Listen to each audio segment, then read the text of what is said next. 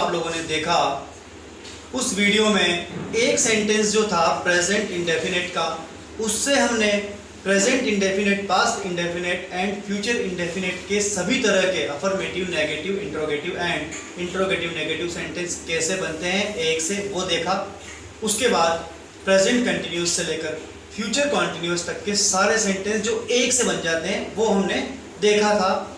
वो एक सेंटेंस से पूरे टेंस समझने का पार्ट 1 था और आज हम आपके सामने पार्ट 2 वाली वीडियो लेकर आ रहे हैं, जिसमें एक सेंटेंस जो कि प्रेजेंट परफेक्ट का होगा उससे सभी यानी प्रेजेंट, पास्ट और फ्यूचर के परफेक्ट, उसमें भी अफर्मेटिव, नेगेटिव, इंट्रोगेटिव और इंट्रोगेटिव नेगेटिव कैसे बनते हैं ये देखेंगे। और इसके बाद देखेंगे प्रेजेंट परफेक्ट कॉन्टिन्यूअस से लेकर पास्ट परफेक्ट कॉन्टिन्यूअस तक के सेंटेंस एक सेंटेंस से कैसे सीख सकते हैं हम। यानी कि टेंस को सीखना बहुत आसान है अगर हम इस तरीके को इस्तेमाल करें। तो देखते हैं कैसे। वह पतंग उड़ा चुका है। आप लोगों को पता है कि जब सेंटेंस के लास्ट वर्ड चुका है होता है तो वो होता है प्रेजेंट परफेक्ट। चुका था तो हम उसे बोलते हैं कि पास्ट परफेक्ट का सेंटेंस है, और चुकेगा या चुका होगा या लिया होगा जो भी है तो वो होता है फ्यूचर परफेक्ट। ठीक है दोस्तों, अब आपको कल भी इससे पहले की वीडियो में भी बताया गया था कि ना ये बदलता है और ना ये बदलता है, सिर्फ इन्हीं में ही कुछ चेंजेस होते हैं। तो देखते हैं कैसे। ही सब्जेक्ट हो गया। अब जहां हमारी पहचान हो गई कि यह सेंटेंस परफेक्ट है तो यानी कि थर्ड फॉर्म, और थर्ड फॉर्म आती है हैज के साथ, तो यहां पर आएगा he has flown a kite. ठीक है दोस्तों, क्योंकि हम प्रेजेंट परफेक्ट में यूज करते हैं हैज या हैव और पास्ट में हैड, तो बाकी सब कुछ वही रहेगा। यहां पर आ जाएगा he had flown a kite, या द काइट भी लिख सकते हैं। ठीक है, और क्योंकि फ्यूचर का मतलब है विल और शेल को साथ लेके चलना, तो यहां बन जाएगा ही विल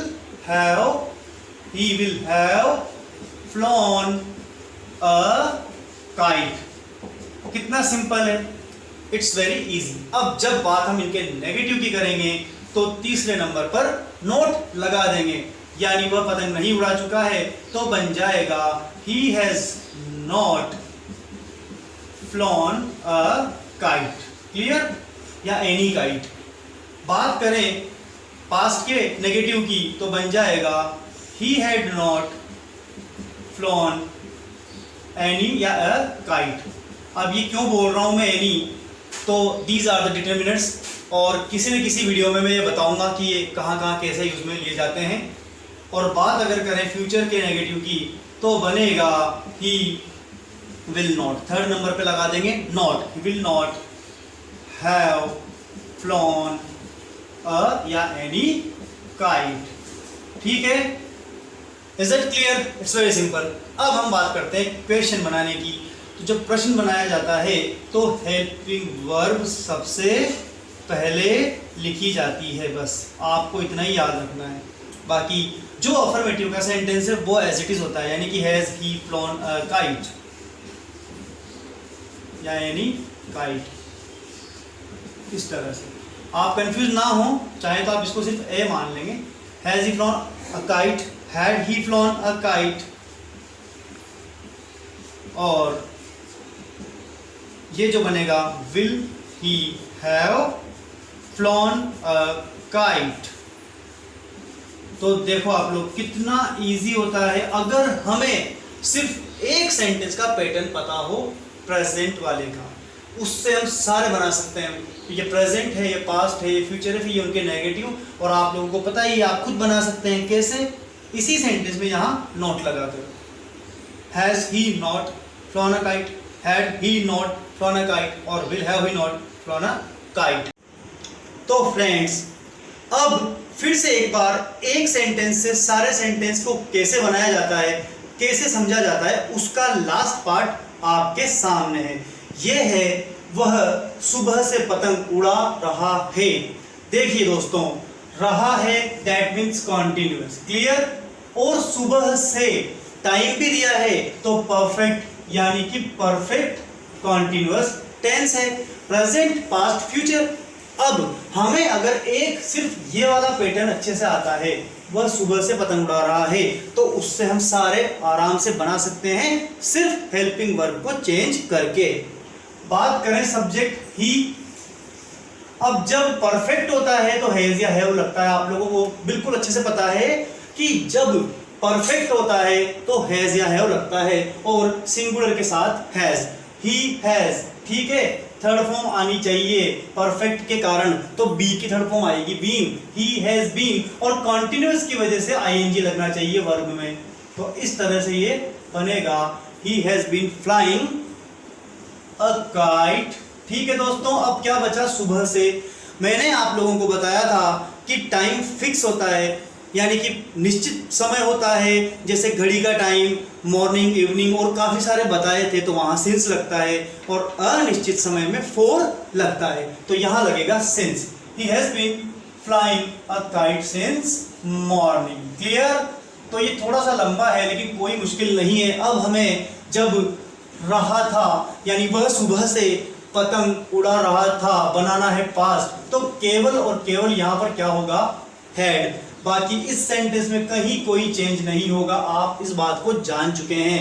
बनेगा he had been flying a kite since morning. और जब फ्यूचर की बात आएगी, वह सुबह से पतंग उड़ा रहा होगा, तो कुछ भी चेंज नहीं होगा, सिर्फ फ्यूचर की वजह से क्या आना चाहिए, विल या शैल। ही के साथ हमेशा विल का यूज होता है, तो बनेगा ही विल हैव बीन, ठीक है। और बाकी कहीं कोई चेंज नहीं होगा। क्लियर? इसका जब हम नेगेटिव बनाएंगे तो इन सभी सेंटेंस के थर्ड नंबर पर यानी हेल्पिंग वर्ब के बाद नोट लगाया जाएगा इस तरह से, ही हैज नॉट बीन। बाकी कहीं कोई चेंज नहीं होगा। इसमें भी ही हैड नॉट बीन और कोई चेंज नहीं होगा। और जब यहां पर भी हम बात करेंगे कि वह सुबह से पतंग नहीं उड़ा रहा होगा, तो विल नॉट हैव बीन और नो चेंज। तो चेंज कहीं पर भी नहीं है दोस्तों, सभी वर्ड वही है, he, been, flying, kite, since, morning वगैरह। हाँ, यहां पर होता है कि 1 घंटे से, तो फिर 4 1 आर या 4 अ आर लिख देते हैं हम, ठीक है।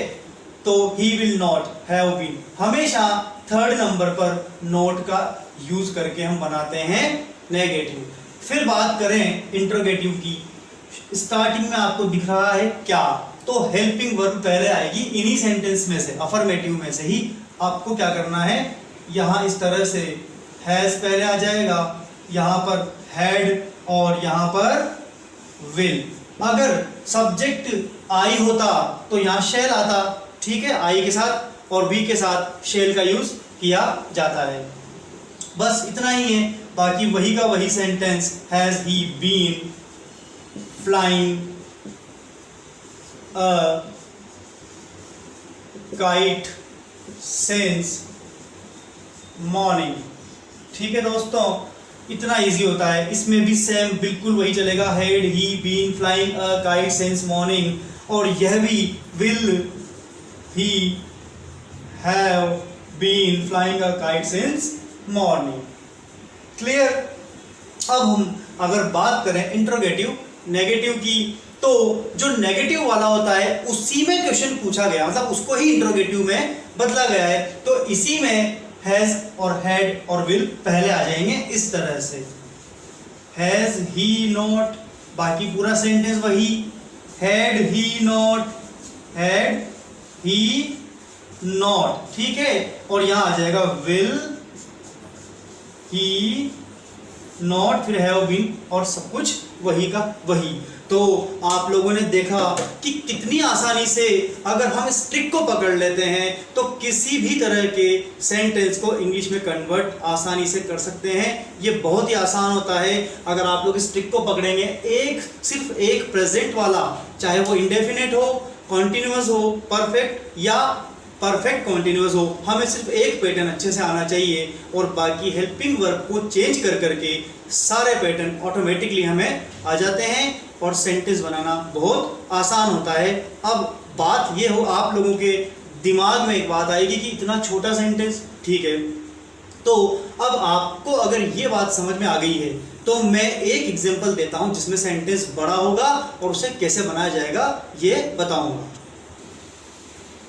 बात करते हैं लंबे सेंटेंस की, इंट्रोगेटिव में WH की, क्योंकि हमें सेंटेंस बनाना आसानी से समझ में आ जाता है। प्रॉब्लम आती है या तो सेंटेंस बड़ा हो या उसमें WH हो, ठीक है।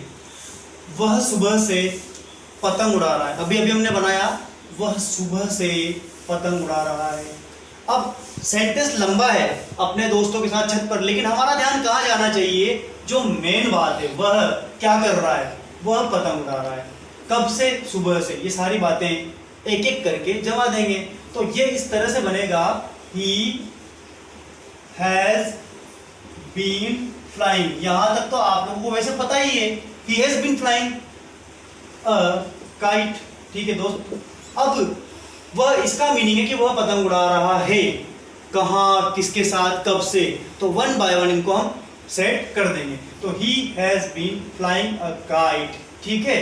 अब आओ आप ऐसे ऐसे चलते हुए और सारा काम आपका हो जाएगा। यानी हम सबसे पहले हमने लिखा ही और इधर से हम चलते हुए आ रहे हैं, देखो उड़ा रहा है छत पर, तो he has been flying a kite on the roof, छत पर, ठीक है, अपने दोस्तों के साथ, with his friends, ठीक है, with his friends, और सुबह से, since morning। तो सेंटेंस चाहे कितना भी लंबा हो, हमें उसकी जो मेन बातें हैं, सब्जेक्ट, वर्ब, ऑब्जेक्ट वगैरह को ढूंढना है और सब्जेक्ट लिखने के बाद ऐसे रिवर्स में बढ़ते जाना है।